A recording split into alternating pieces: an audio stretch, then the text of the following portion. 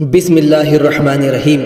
رسول اللہ صلی اللہ علیہ وسلم نے فرمایا، آپس میں قطع تعلق نہ کرو اور ایک دوسرے کے در پہ نہ ہو، اور آپس میں بغض نہ رکھو اور حسد نہ کرو، اور اے اللہ کے بندو سب بھائی بھائی ہو کر رہو۔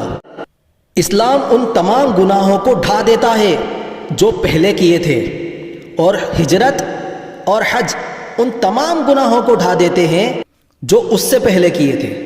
جو مجھ پر ایک مرتبہ درود بھیجتا ہے اللہ تعالیٰ اس پر 10 مرتبہ رحمت بھیجتا ہے۔ سب اعمال کا اعتبار خاتمہ پر ہے۔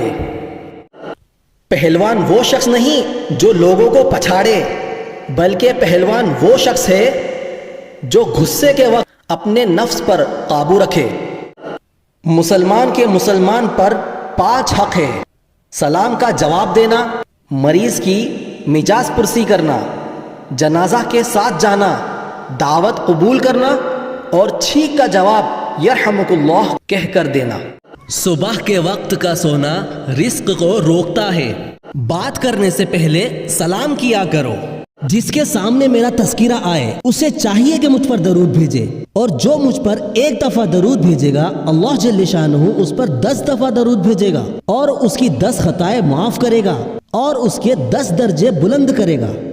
کبیرہ گناہ اللہ تعالیٰ کے ساتھ کسی کو شریک کرنا، اور والدین کے ساتھ نافرمانی کرنا، اور کسی کو بے گناہ قتل کرنا، اور جھوٹی شہادت دینا ہے۔